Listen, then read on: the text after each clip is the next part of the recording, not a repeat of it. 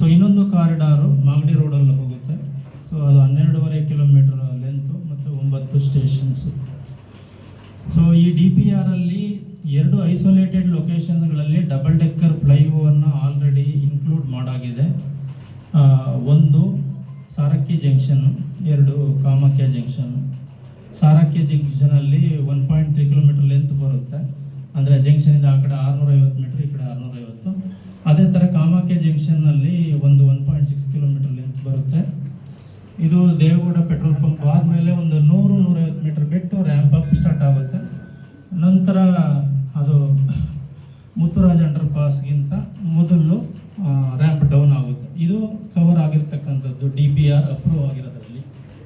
so ಇದ್ರ ಜೊತೆ ರಾಜ್ಯ ಸರ್ಕಾರ ಡೈರೆಕ್ಷನ್ಸ್ ಕೊಟ್ಟಿತ್ತು, ಎಲ್ಲೆಲ್ಲಿ ಮೆಟ್ರೋ ಆಗುತ್ತೆ ಅಲ್ಲಿ ಡಬಲ್ ಡೆಕ್ಕರ್ದು ಕೂಡ ಆ್ಯಡ್ ಮಾಡಲಿಕ್ಕೆ ಅದೇ ಲ್ಯಾಂಡ್